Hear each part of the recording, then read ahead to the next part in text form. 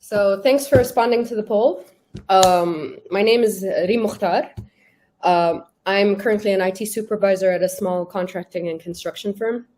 I've had an interesting career. I guess I'm going to go over that. But I noticed that a lot of you have responded to the poll by saying that you have some sort of certification in Agile, mostly. That was the highest, that seems to be the highest response. Next being ITIL, next being Scrum.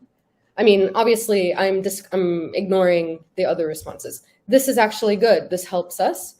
And so let's move forward. The other poll question, I don't think I can actually go back to see that. So that's all right. Maybe we can revisit that at the end of the talk. All right. So let's go on. All right, so I graduated in computer science from the American University of Sharjah in 2006. I got a master's degree in computer science at U Chicago in 2008. I decided to work in the private sector, so I joined NCB, the Treasury Division, as a business systems IT coordinator. I ended up spending a few years at NCB, then decided to go back into academia. So I joined KAU as a lecturer in 2011. I did my grad studies for 7 years in computer science at Duke. My focus was DNA nanotech, and then I decided to move back into the private sector, which is also an interesting choice. And so I am currently an IT supervisor. My intention is to migrate fully into DevOps roles in the near future, and so I am working towards that goal. So given your poll results, what I wanted to see was the first poll result, but from the last viewing, it looked like most of you were part of a project. By most of you, I mean over 50%. I have no way to actually go back and see that poll. So we'll revisit, like I said, we'll revisit it at the end of the talk. Most of you are part of a project that failed to meet expectations or failed, a tech change management project that failed to meet expectations. And that is actually not a rare occurrence. It's actually the norm. Sorry, Rida, is the middle screen yes, exactly. So if you notice here on this slide, most tech change management projects failed. In many studies that were conducted by consulting firms. Of course, we don't know whether the consulting firms had a role in making them fail, but in their surveys, it's just a survey of projects. That was just a joke. You notice that between 5 to 30% of tech change management projects fail, whereas succeed, whereas only 70 to 95%, whereas a lot fail, basically, 70 to 95%. If you're interested, you are welcome to check out the studies I have cited at the bottom. I think Rida can provide those as well if that's something that can be done. But yeah, one of the more interesting articles here at the bottom is one that was done by, one second. Yes. Corey Block. He's based in the UAE. He's a consultant. It's a Forbes article. I disagree with the conclusions of the article, but we'll revisit that towards the end. So let's move on. All right. And this is a meme. You start off with a project that is has a very grandiose vision of what your project is intended to be.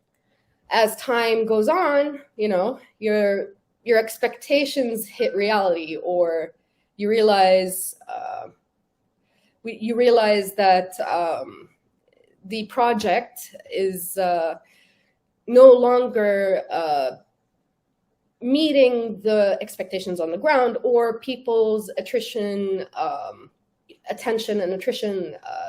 towards contributing to ensuring that this project succeeds starts dwindling. And so you end up with a paper plane as a final result. You can check out this image from LinkedIn. Let's move on to the next slide. All right. So, yeah, just 1 minute. Yes. All right, perfect. So now what we're noticing is that this particular result is just one result from Bain, and it shows you an actual breakdown of what the word fail or succeed means, right? So if you notice on the left, there's conventional transformation. On the right, there's digital transformation. This slide is just to, demonstrate that this is actually real in the sense that these are results that this consulting group, for example, has found in their surveys and research. So what we're finding is that when it comes to, for example, conventional transformation, 12% actually meet expectations, right? Or exceed it. 20%,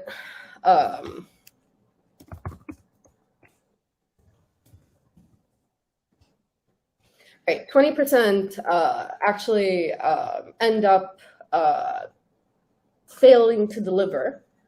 Okay, what that means is whatever expectations of the results in terms of return on investment or ease of customer interaction, that, basically they found that they've produced less than 50%. And so that's number two. Number three, okay, is the percentage of people who decided, you know what, we're just going to be okay with whatever was delivered.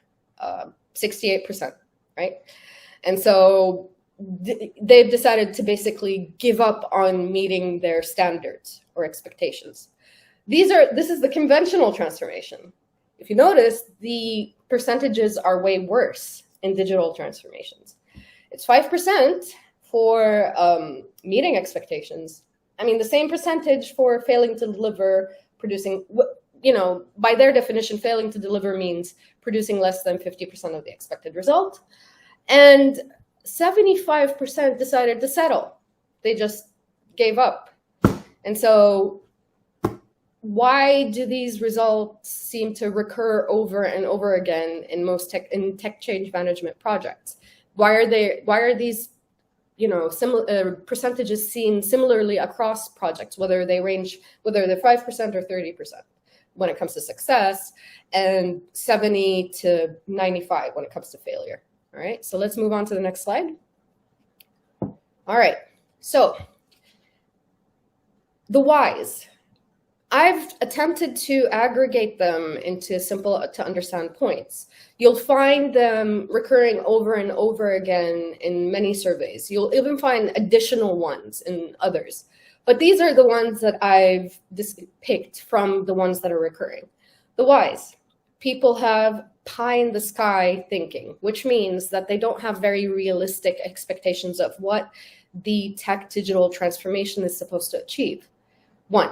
2, you've got slow executive decision making. What that means is, let's say you are torn between two choices in terms of workflows that may affect multiple departments, and you're attempting to have managers or executives reach consensus on how these things will work.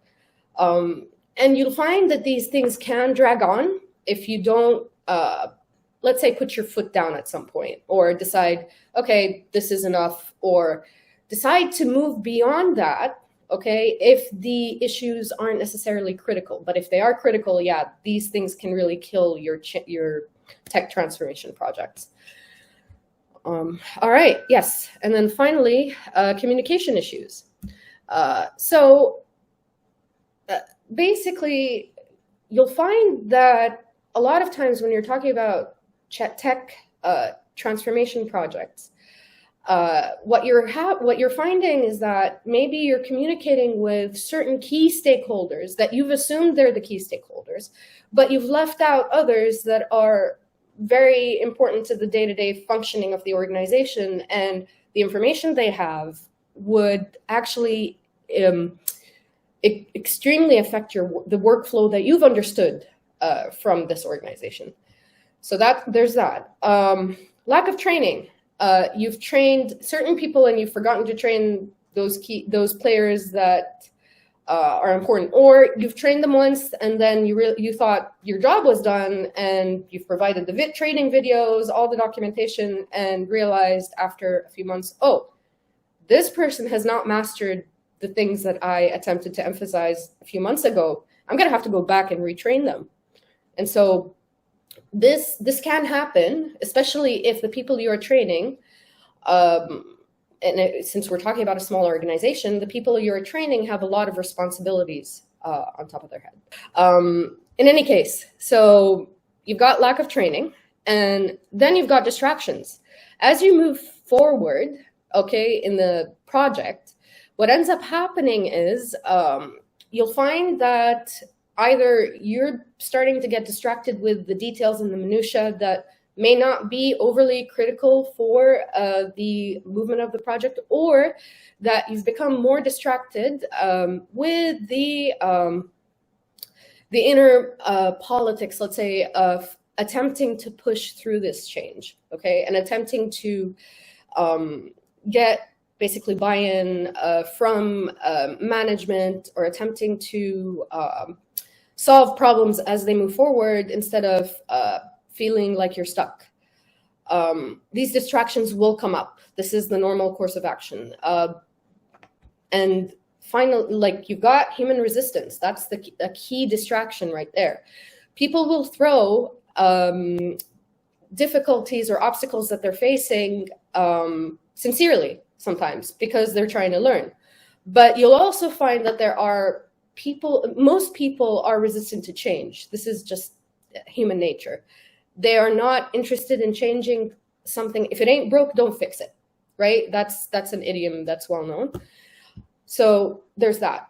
One of the reasons that you'll find humans resistant to change is that they're afraid of losing their job.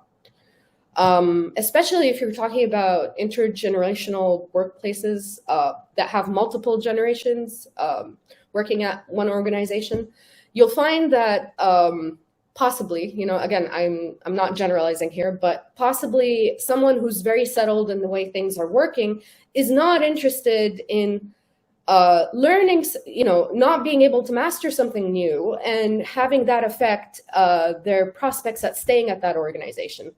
So they might be afraid of losing their job, and so you'll find that they might throw up roadblocks, okay, in your way. Finally, you've got lack of prioritization. If you attempt to put everything as critical, urgent, high priority, you won't achieve anything. You've got to prioritize things based on the business priorities. And so if everyone is telling you, I want X, Y, and Z, I want it to happen now, you will not be able to achieve anything. You've got to basically focus your attention, let's say, on one division or on one team, get them done, settled, focus on the issues that they're facing, and then move on to the next team. In my opinion, that is what I've found to be the best way to work in these sorts of tech management projects. And so if you find that most of these tech management projects fail, it's probably due to one of these issues, okay? All right. And so now, what is the definition of tech change management? Tech change management is the IT practice designed to minimize disruptions to IT services. I found that this definition seems to encapsulate everything I want to convey.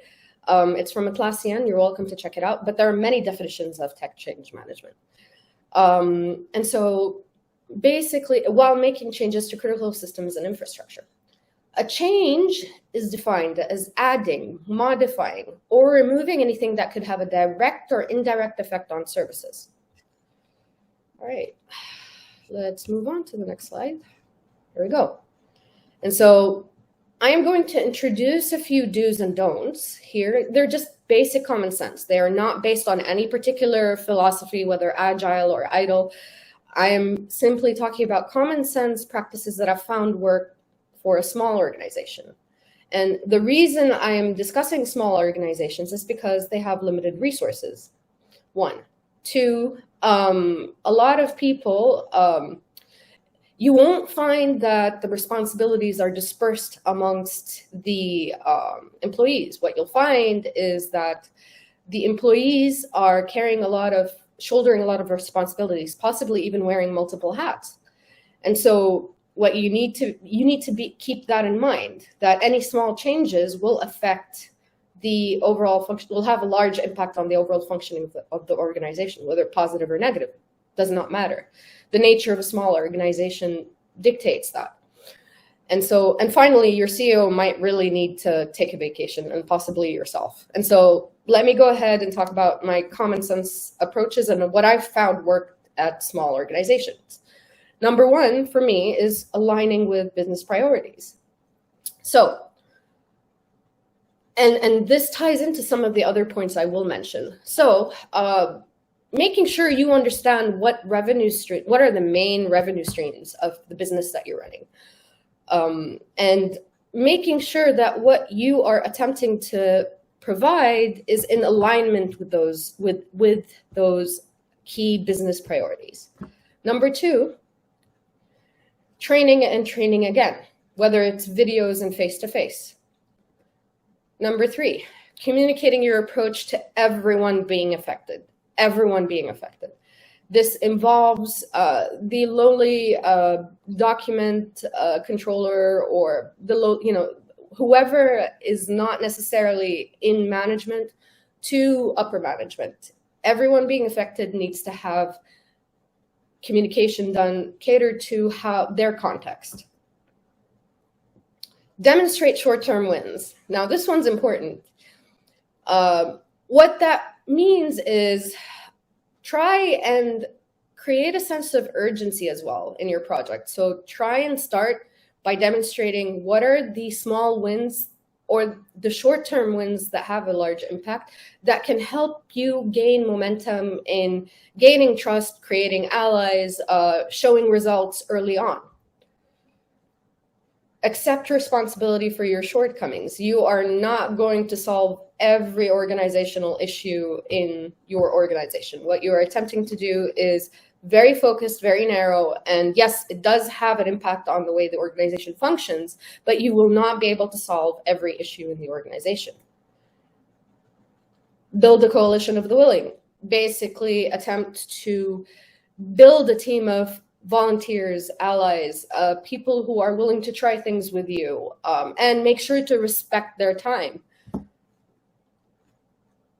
Hold your organization and your vendors accountable. The thing is, again, like I said, in terms of making sure you separate out what is critical versus what is nice to have, hold your organization accountable to, hey, if you guys really want A, B, C, you need to deliver 1, 2, 3, meaning if there is data that is critical for this change transformation to occur, your organization needs to be able to deliver those things and be clear in the way they're communicating.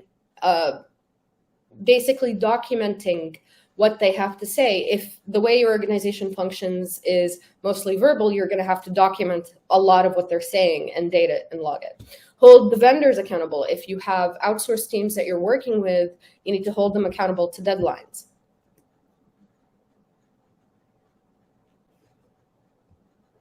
I'm not sure why it's not proceeding. Yes, be patient, but follow up. Rome was not built in a day.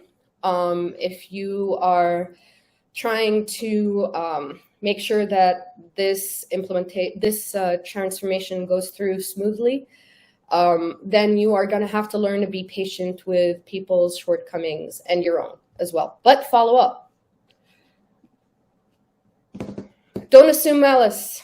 All right, so let's start with don'ts. Don't assume malice where ignorance can satisfy the way that people are behaving. When something is extremely obvious to you, when 1 + 1 = 2, somebody comes back to you and says it's 3, don't assume that they're being malicious necessarily. They might really literally think it's 3. So as an example, don't confuse wants with needs. I've mentioned this before. Basically, make sure you clearly separate out what is nice to have versus what is critical to have, and make sure it's always aligned with the business priorities. Don't allow personal agendas to distract you. Again, small organizations, these sorts of personal agendas can really, really take up time and energy. And so focusing on the end goal, focusing on the transformation is very important. Don't allow fear of the unknown to guide your or others' decisions. And so attempt to allay those fears, attempt to clarify them, make sure you have understand what is this organization afraid of when it comes to the gap between what is currently happening and where you want to go. And so make sure you explain that and make sure that you allay people's fears and anxieties, especially in terms of how it affects the way they work and how they're able to deliver for the business. All right, what I didn't say, have a clear vision. You can think you have a clear vision at the beginning of the project and realize as the project moves forward that your vision is actually not as clear as you thought it was. And so being flexible enough, but at the same time aware enough to be able to revise what your understanding is as you move forward is very important. Having continuous conversations. I think this is very much an important part of Agile and Scrum. Stick to your requirements from day one. No, I don't think that sticking to requirements from day one makes sense, because what you end up finding out, again, as you proceed forward, is that your understanding of the change transformation needs to change in order to align with business priorities. Take every piece of feedback or criticism into consideration. No, don't take every piece of feedback and criticism unless it is pertinent to the business goals. Then it is irrelevant. Unless it is critical to the way that your transformation needs to occur, then discard it, but politely. Don't let it distract you. And so one of the articles that I mentioned earlier, the Forbes one by Corey Block, makes the case for hiring people with soft skills on these teams. I think that techies and engineers are enough if they are trained and capable of acquiring these sorts of skills and abilities and practice them on a day-to-day basis. I think they can fill the void that other people may fill, especially in small organizations. Again, you don't have an unlimited budget to hire, certain roles that are unnecessary for a tech change transformation. And yeah, you're welcome to check out these relevant readings if you're just starting out. I'm actually very happy to see that some of the responses to the polls were, I have a very aware and mindful audience. But if you have no background in any of this stuff, you're welcome to check out these links. I think Rida can provide them. And so you've got a 7-step strategy for managing technology change. I like this one from Esri. It takes some strategies from Dr. Kutel at the Kutel Institute and applies them to tech change management. You've got Scrum 101. If you have absolutely no background in Scrum, you're welcome to check that out. I am personally working towards Scrum Master. And so hope to see you guys on the other side of that certification. You've also got this interesting study on adoption of Agile methodology in Saudi Arabia in the mobile app sector. This was done in 2022, last year. The researcher has other research pertinent to the adoption of Agile methodology. It's an interesting read, and it talks about the roadblocks in adoption of Agile, or the shortcomings, and how young it is in the mobile app space. That's all. If you guys have any questions, I am very much willing to take any questions now. Thank you, Engineer, for sharing Dr. Fahad's paper. He is one of the most active authors publishing Agile-related papers. Yes, I recently discovered him. I actually didn't have, so thank you so much for sharing that, Khalid. كويس كبداية ولا Agile? Oh, go ahead. Yeah, there you go. كويس كبداية ولا I think في هنا سؤال by 6M البيولوجي. كويس أجل كبداية هل أخذ شهادة فيه؟ شوفي الشهادات في النهاية أوكي هي كوسيلة أو طريقة تبدي بيها للشركة أو الأورجنايزيشن اللي تبغي أو تبغى تقدم عليها إنه عندك خبرة في هذا الشيء، لكن هي مو اللي حتملك هذا الشيء. حلو إنك يكون عندك خلفية عن Agile أو Scrum. أوكي Scrum is good as well. فقط عشان لو في فرق بتستخدم هذا الميثودولوجي and this is becoming more and more adopted يكون عندك خلفية. الشهادة نفسها أوكي هي فقط كوسيلة للدخول، لكن هي ما حتضمن لك شغل. أنت في النهاية أو أنت في النهاية من خلال ممارستك أو الممارسة حتبيني هل قدرتي أو قدرت تتقن هذه المهارة. أوكي what else? Let's see. How about Rida, you go ahead and choose one more question or two more questions and we can move on. طيب في هنا سؤال من الدكتورة فوزية، ممكن ما أعرف لو يظهر عندك، خلينا أكبره الآن. Does the method of fulfilling the requirements for each project play an important role in the success or failure of the project? Again, that depends. It depends on the organization you are working for. It depends on the people you are interacting with. If these people know exactly what they want and they have a clear idea of their wants versus their needs, the requirements that they are putting down, yes, they need to be met. However, also there is the function of time. Time plays a factor here.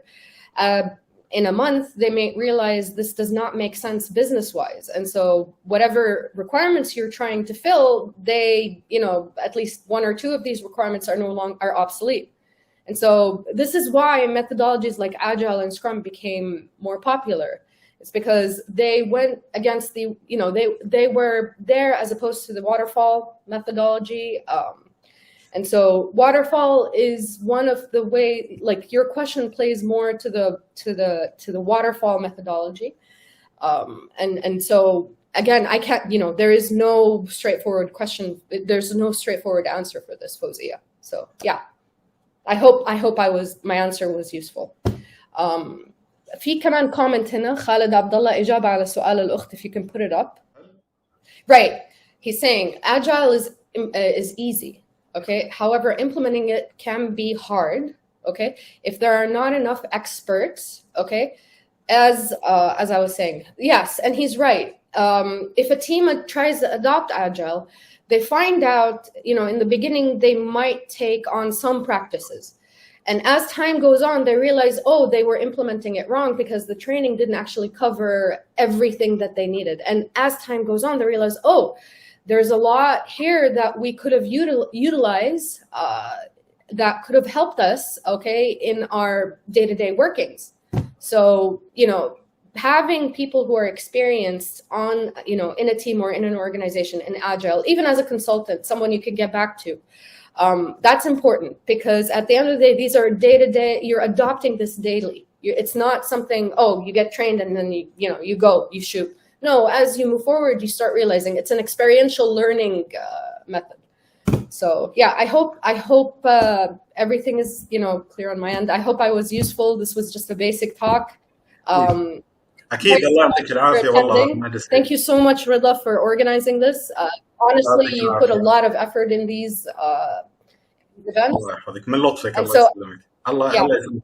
واتوقع يعني اكيد في ناس كثير مهتمه تتواصل معك. احنا حاطين الان التويتر اكاونت، ممكن يتواصلوا معك اذا عندهم اي استفسارات. Definitely.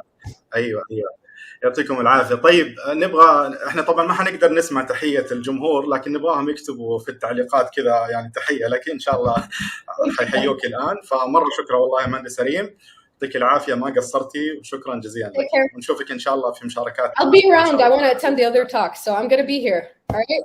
اكيد حياك. I'll see your interactions in the room. Okay, guys. ان شاء الله. شكرا يعطيك العافيه مهندس ريم.